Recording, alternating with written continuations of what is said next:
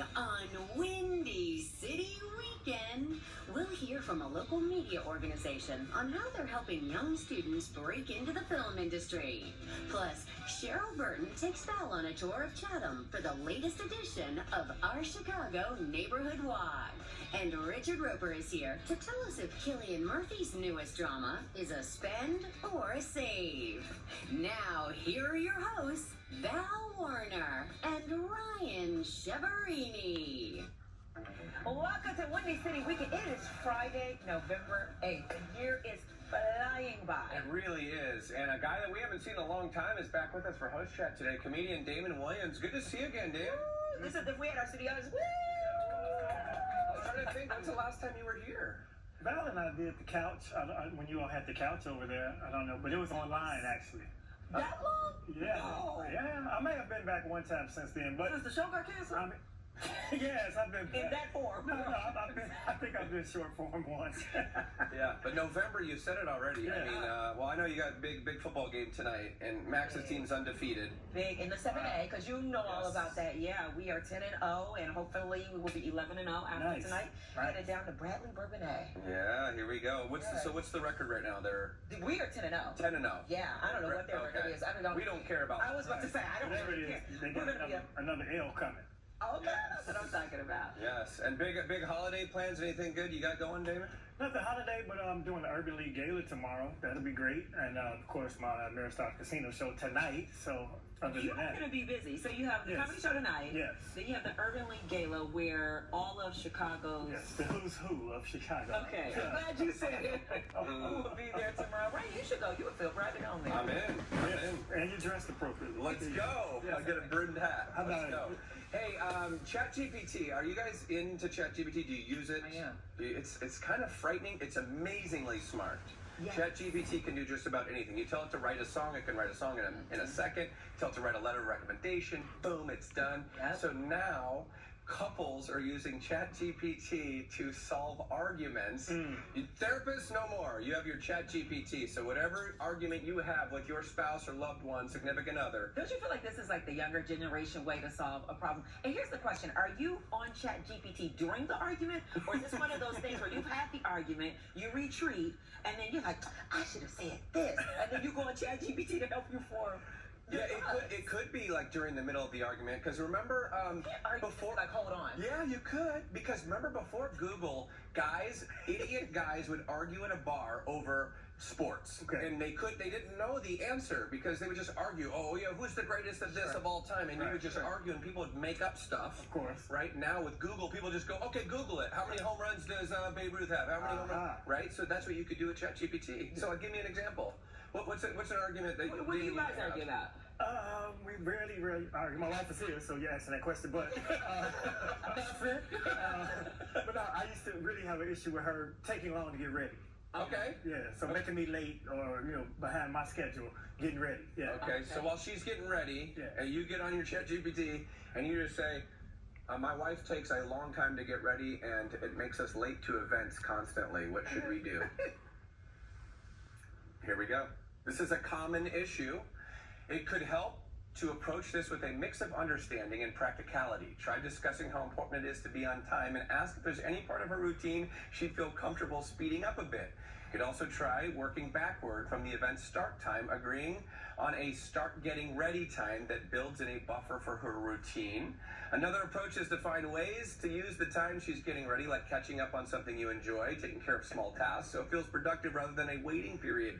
See, that's small. That's good advice. Yeah. A light-hearted, That's patient almost too approach practical, can go a long though. way. Yeah, that phone has never been married. That sounds great in theory. In theory. Yeah. But okay, so you can... I think what I like the best about ChatGPT is that you can plug ideas. Like, you Yeah. don't have to do that verbatim. But it's like, I never thought about that. And so the one thing is like, okay, if your spouse is ready before you, find something that you can do so you're not thinking about the fact that you're waiting on it. Right. Or just lie to them about the start time. I tried that. Yeah. I tried that. Does that work for you? It doesn't work. Yeah, after the second or third time, they catch on. They catch on, and then you give them the real time because you figure that's not working anymore, and they think you're still lying to them. So they still take their time. So they still make you late. Right. But that is actually my pet peeve. Like, I don't mind being a little fashionably late to an event, but I don't like if you're on like a double date and then the other couple's waiting for you. Yeah, that's different. That's rude. I don't like being late if somebody else make me late. I don't mind being late if I make me late. And that's where the problem happens. Yeah. That is different. Yeah. Yeah, we don't. I mean, so what's your late? Like, are you cool with 30 minutes? No. No. No. 30 minutes, no. So I think I read some study that said that you can be up to maybe 8 or 9 minutes late to, like, say it's a dinner at 8:30 and you get there at 8:38, 8:39. The restaurant's not going to sweat it. Your friends aren't going to sweat it. But once you get past like the 15-minute mark, it's sort of rude. And in business, if it's not, social, in business, the adage is if you're on time, you're late. So you should try to arrive early. My when I played college football, and Max will learn this when he plays college football, you had to be 5 minutes early to the meeting. It was discipline, and if you were right on time, you were walking in right in the time the meeting was happening, you were running. Indeed. Yeah. Okay. But you're an athlete, so it's okay to run. Yeah. Yeah. That's it. How do you hold hands? What's that story about? Yeah, holding hands. Okay, so yeah, when you hold hands with Jabba, Yes. how do you hold hands? Do you interlock or do you cup? No, his fingers and knuckles are so big that if we try to do that, it's painful for me. Because he was an athlete and he held his hands. Yes. His fingers. Yes. Playing basketball. Playing basketball, right? Not fighting. It's like Shaq's feet. Have you seen Shaq's feet? No, and I don't want to. Oh, they're on the internet. Yeah. Yeah, so I prefer to hold it like this. Cupping. And I like to be on the bottom. Okay. Cup. We're still talking about cupping. Right. Some Cupping. kind of hand holding. Yeah. Yeah, versus like this. Wait, Oh, that's interesting. like this. I don't like No, that. that's weird. I like this. That makes sense. But so that's Right? cupping. That's actually the that's only 20% of people like to cup. So they like to Interlock. dance? Interlock is 30%. You have such soft, Soft hands. perfect little hands. Delicate. Just delicate. Yes, you're just so perfect. Well, I kind of like to interlock, but I just put in one finger and then I like try to grab it like that. Oh. That's what you do with like a little kid. Well, no, like an adult. We're out of time, thankfully. Tell us quickly, you touched on it, but your event. Ameristar Casino tonight. It's Damon Williams and Friends. I do it monthly. You go on universe.com, get your tickets, pay at the door. It's a great, good, grown time. Free parking, no two drink minimum. And if you game responsibly, because I don't want to be the cause of anybody gambling. But come out. It's a great show. Okay, and Urban League Gala tomorrow. Yes. 8 o'clock for tonight. Don't be late. Please. On ChatGPT. Right. Lie to your spouse. All right. Big thanks to David Williams. Coming up next on Windy City Weekend, we are talking with a young filmmaker who's releasing a new project and the organization that's making it possible. Don't go anywhere.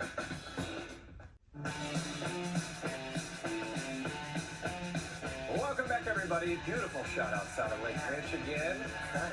Yeah, Lakeshore Drive. Hey, everyone in TV and film has to start somewhere, and the organization TrueStar Media takes that to heart. And they've spent the last 2 decades training up the next generation of media professionals, including one who is releasing her very own short film this week. And so please welcome TrueStar Media co-founder Deanna Sherman and student filmmaker Latia Owens. Thank you. Welcome to you Thank you for both. having Yes. us. Gianna, tell us about this program because I know you co-founded this Yes. over 20 years ago. This is our 20th year. Congratulations. Thank you. It's been quite a journey. Yeah, what was the mission when you started this? So me and co-founder Natai Thompson, we saw one thing, and that was young people's communication skills, particularly their writing skills. This was like when social media just started taking off, and we're like, okay, you can't talk in acronyms, and so we started a newsletter. We were just giving back. We both had regular corporate jobs, and 17 students from Rainbow Beach Park put together a 2-page newsletter. And what we found out is how they just lit up when they saw their words, when they saw their bylines, photos of themselves, able to create their own stories and narratives. So we said, we think we got something here. So what kind of programs do you offer, and what do the students get from them? So we offer a suite of media arts programs. So journalism, videography, podcasting, digital marketing, where they learn how to produce on their phones. And really what they get out of it is empowered to be the author of their own stories. So when they step into a room, they could be bold. They know who they are. They used to talking to people. They're used to working as a team, and they have a portfolio and resume that proves their potential. Yeah, and Latia, we got to talk to you because you have a short film Yes. that you produced this film as well. Yes, the writer and director of this film. And tell us about the film. Not too much. I'm not gonna give you too much, but it's basically about a determined sister, Destiny, who has this internal battle between wanting to rescue her brother from a mental institution or leaving him behind. But if you see it, you'll see what she does. She decides to do. Interesting. Yeah. So how would you say, Latia, True Star Media really helped influence and shape the budding film director that you are today? I think it just gave me another platform and foundation to write and direct because I love directing. And I actually did the Flip the Script Fellowship, which partnered with True Star. Yes. It's founded by Eunice Shelley.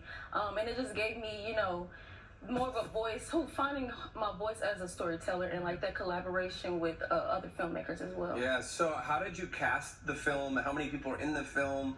And did you edit this as well? Oh no, I did not edit. No, I stick to the writing and directing. But no, it's 5 cast members. So we had a pool of actors we chose from. They just came in. And then we had a table read and all that stuff. And Odie, he's actually here. He helped edit this along with Hex, who works at True Star Media. Nice. So what do you wanna ultimately do? That's a lot. I sing, act, direct, all that good you stuff. could be Yeah, exactly. exactly. But overall, just continue storytelling, whether that's behind the camera as a director, writer, or in front of the camera as well, and just creating stories that are relevant, relatable, and important for a lot of people. I like that. So when's the screening? The screening is tomorrow. Okay. Film Roll at Columbia College from 3 to 5 p.m. And it's open to everybody. And you can get your tickets at, you want to say it together? Yes, TrueStarMedia.org. That's it. You talked about students lighting up. I mean, obviously, you're seeing it right before our eyes. Absolutely. Yeah, I'm so proud of Latia and all the students. Like we said, Odie's here. He helped to edit the film. And it's really about giving our young people an opportunity, giving them access, partnering with creatives to give them the resources to launch their dreams. We want to make sure that all her dreams come true and that she has a family to collaborate to make that happen for her. So if somebody's interested and never heard of True Star Media, I'm like, you know what, I want to be a part of that. How do they go about doing that? Yes, go to TrueStarMedia.org. We have an info form. We're on all social, true.shy. Reach out to us. We collaborate with young creatives. You can start any time of the year, or is it like a school year? Or? It really just depends on funding. So what we do is we take your information, we kind of see what you're interested in, and if we have something in that particular program, whether it's podcast or filmmaking, we just create a relationship and then just take it from there. So, yeah. Love it. Deanna, Latia, thank you so much. Thank you for having me. And make sure you check out the screening of Latia's new film, Stay, tomorrow at Film Row at Columbia College at 3 p.m. All right, coming up next, I'm going on another neighborhood walk. Oh, there she is. And this time, I'm getting a tour of the Chatham neighborhood with one of its most famous residents, Cheryl Burton. We'll be right back. Jump in Day Live is in Palm Springs. And they're bringing along today's biggest stars. Plus, the Ultimate Pickleball Challenge. We're ready for anything that comes our way. Watch live weekday mornings at 9 On ABC 7. Neighborhood walk. Oh yeah, I'm talking about it already. I'm so excited. Chatham is really one of Chicago's most historic neighborhoods. It was once home to a number of great Black-owned businesses like Johnson Products Company and Seaway National Bank. Well, in my latest installment of our Chicago Neighborhood Walk, I take you to Chatham, and my tour guide is someone you know very well. Take a look.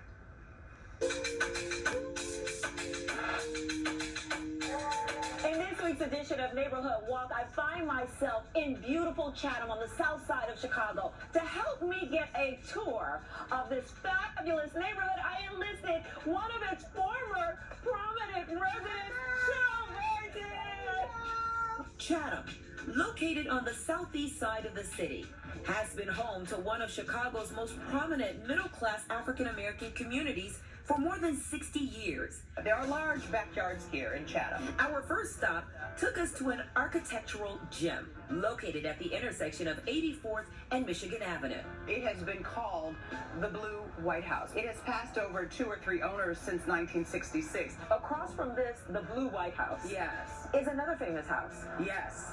Mahalia Jackson. I would walk past her house every day going to school, and I knew the value. There's a new guest who lives in the house. Let's go there. Hello! Is that Senator Burris? Former U.S. Senator Roland Burris bought his Chatham home from Mahalia Jackson in 1972. How much of the historical aspect of what you knew you were going to be living in mattered when you purchased this home? When people come to visit us in Chicago, I live at 78th and Everhard, all right? We'd all get in our cars. We would come to see this house. I brought my daddy, my mother, my brother. We have to play. Our next stop was 83rd and Cottage Grove, home of Dat Donuts. This famous eatery serves huge donuts, along with other lunch items. Okay, All right. so this is what you used to have for lunch. Oh my God. Okay. So let's walk through my neighborhood now. We continued walking past Dixon Elementary, the school Cheryl graduated from. I have some really fond memories here, some excellent adventures. I'm so glad you came to my neighborhood in Chatham. And of course, you know me, we ended our tour with a little shopping. Val, I know you like to go shopping on your neighborhood walk, so I had to bring you to the exquisite, elegant, extraordinary store called Essential Elements. Look around. They will have something for everyone in your life. On that note, I'm going to say goodbye to her, and we're going to go shop. Right here. See you in the neighborhood, the next neighborhood walk. Oh, that was so much fun. And guess what? There is a lot. And you know, when you get me and my sis together, Cheryl Burton, there's a lot more of our Chatham tour online at abc7chicago.com. Make sure you check it out. Yeah, we just texted Cheryl, make sure she's watching. She is. I'll see you later on the 5, 6, and 10 tonight. You guys should run it again then. That was a great piece. I think that was my favorite one so far. Really? Yeah, very Two of good. your favorite gals in there. That's it. All right. Well, let's turn to the movies with our friend and film critic, Richard Roper. What's up, Rich? How we doing? Yeah, we got to do a neighborhood walk with you. It's never going to match that, what we just saw right there. But With those 2 goddesses, that was amazing. I mean, I am tasked with 77 neighborhoods in Chicago, and we're going to do something a little special in my next one. We're going to go a little bit to the outlying areas in the Chicago land area and visit some of the suburbs. So I'd love to have you be my tour guide. Let's Take me. do it. I'm in. Oh, And you you know- got some great stories, I bet. sure. Well, you know, Rich went to high school with Jane Lynch in Dalton. On Ridge High. And On Ridge Falcons. Jane talks about what a strapping young, handsome man That was a while ago. Roper was. It was a different time. All right, well, let's talk about this. The director behind, I love this movie, 12 Years a Slave, Steve McQueen, is releasing a new period piece set in World War II London. It's about a mother who tries to reunite with her lost son as they escape bombing. Rich, is Blitz a spend or save? Now, huge spend here. Steve McQueen's he did Widows, which was filmed in Chicago, one of the best movies of this century. This is an amazing story because it's fictional, but it's based on some true stories because of all the children who were evacuated from London during World War II. But on top of this, we have a young black boy who's separated from his mother, trying to make his way home. So he's not only dealing with the bombings, he's dealing with racism and bullying and all the things that are still all too unfortunately relevant today. But it's also an incredibly made movie because there are parts of England that are pretty much intact from not only the 40s, but from centuries before that. So it has that look. You feel like you're right in the middle of 1940s London. Brilliant film. And it looks like a big budget film. It seems like we're seeing so much low budget bad stuff. Yeah, this is the kind of thing where when you see the extras, they are not AI, CGI. Those are hundreds of people dressed in the costume periods of the time, which adds a lot. That's a great point, Ryan. Adds a lot to the authenticity of these films. All right, big spend on that one. Next up, Heretic finds 2 young missionaries trapped in a deadly game of cat and mouse with a diabolical man played by Hugh Grant. Rich, what did you think of this one? You know, it's kind of interesting, but I'm going to say with this. Remember when Hugh Grant was the cuddly leading man? It was always, I think I love you, and he was the prime minister in Love Actually. Now he's always playing the bad guys, which is kind of an interesting career turn. But this is one of those horror movies where it just keeps getting more and more disturbing and weird and super violent, and it falls apart. You just find those movies where you see sometimes people want to throw stuff at the screen. We don't advocate that ever, but you can metaphorically. That's a whole other Rotten Tomato right there. So an interesting experiment, but it didn't work. All right, well, we're going to save on that and save some time because we don't need to talk about it anymore. Finally, Cillian Murphy plays a father who uncovers disturbing secrets at a local convent. Rich, is Small Things Like These a spend or a save? Huge spend, maybe the best movie I've seen this year. It's interesting because now this is set in 1980s Ireland, and there was a huge scandal about the Magdalen laundries. Essentially, convents took what they call fallen young women and almost made them slaves out of them. It was a terrible scandal. Cillian Murphy plays just an ordinary man, and everybody in the town keeps looking the other way, but there's a moment where he has to decide, is he going to stand up and say something? So very much like Blitz, you think, gosh, this is so heavy and dark, but these could be some of the most inspirational, uplifting movies of all time because you see acts of heroism by ordinary people. And it touches your heart. And he won an Oscar last year for playing Oppenheimer, Cillian Murphy. This is a better performance. Oh, wow. Because it's smaller and more nuanced, and your heart just shatters watching this. Oh. Wow. Do you think this is going to be Best Picture? I think it should get a nomination. Yes, Okay. absolutely. Now, is this in the theaters or This is in theaters. Yeah. Oh, I love a good Beautifully thing. shot Right. film. Beautifully shot film. What would you compare it to? What would you for this year? You know, it's interesting because it's a very different story, but it has sort of similarities to Schindler's List, where again you go, oh my God, it's so heavy, but it's people who could look the other way. No one's asking them to step up, but their heart tells them to. And those are sometimes, even though they're very heavy, some of the most uplifting movies we can see. Yeah, we're definitely going to check. Sold me. Yeah. Great film. You Great really We got a sold couple me. great films this week. All right, thanks, Rich. We'll be right back.